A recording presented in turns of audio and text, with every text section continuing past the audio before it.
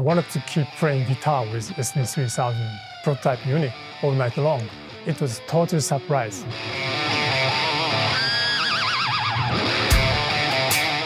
Long delay, slapback delay, chorus, any type of sound, I can easily recall the patches.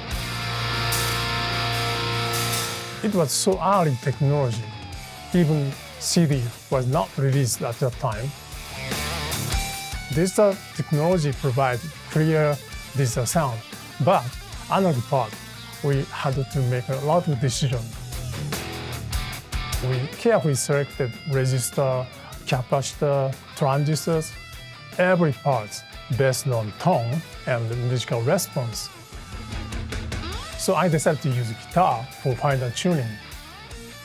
To discover true innovator, Eddie Van Halen preferred to use SD-3000.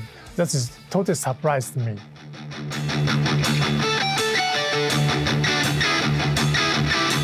Well, Eddie was many things, but he was a very competitive human being. He was always pushing to sort of outdo himself. He was like that with guitars, he was like that with amps, he was like that with almost everything. If you gave him what he was looking for, the things that he would play would be amazing. He would sit there with your jaw dropped. He was always pushing forward, like innovation in perpetual motion. And he would always look to do better, get more out of the status quo. The rig was a focal point of that. If he felt he could get a higher level of performance or a little more dynamic, whatever the advantage was, he would want to go for it. In the beginning of his career, he was running mono, and then he graduated to stereo. And once he found the wet, dry, wet 3-cab setup, being the only guitar player in the band, that offered him something that he had not had. The size of the sound, the dimension of the sound, the depth of the sound, and the impression of the sound was unbeatable to him. There are several critical parts to realize SD-3000 sound. The amps, anti-aliasing filter, even power supply circuit, they are all analog. We modeled such a very critical behavior very carefully. Inside SD-3000 clock generator, this is analog design and control delay time. This analog oscillator circuit is not 100% accurate. Sometimes that provides some deviation. This unstable deviation gives sometimes very much musical character. So it's totally fascinating and exciting journey to create such a combination of digital and analog, and especially tuning analog sound.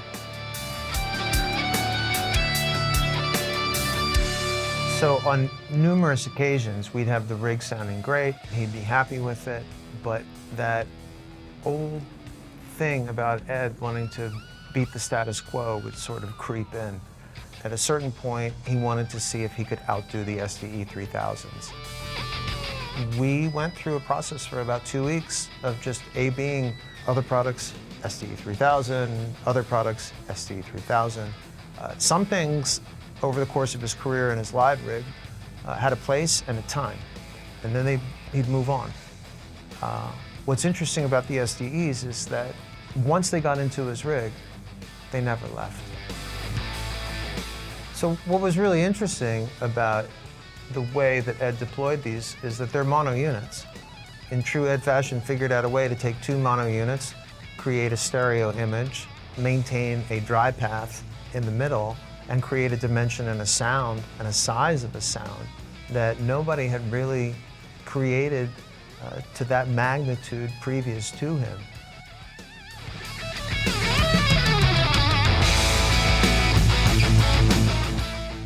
So 40 years later, BOSS reproduced very detailed behavior of SD-3000. By chance, we had a conversation with Matt from EVH. He wanted to make modern SD-3000 by using Eddie's delay technique. It was a huge challenge to us to realize their idea. Right now, our latest technology is increasing our processing capability. So we offered them to combine two SD-3000 capability to one small unit. So physical design point of view, we wanted to keep using same design display and push buttons. That is the icon of SD-3000. I love that display. So.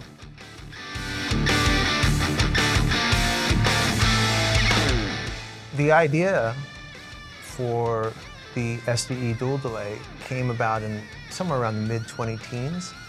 We were thinking, wouldn't it be cool to sort of like enshrine this unique way that he used the two delays? And we thought it would be really cool to sort of immortalize his method of using them, joining with a genius like Yoshi and providing a pathway for people to create tones of their own, emulate Eddie's tones, and go beyond in their own direction with their own inspiration.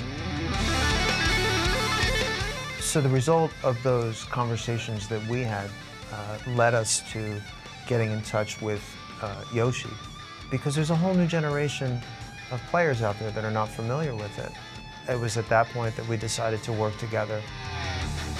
So no matter what product EVH ever developed, the development process was always lengthy.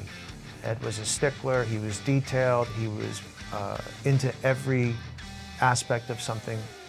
This was an extensive R&D process of comparing what we have created in the new unit to the inspiration in the rack.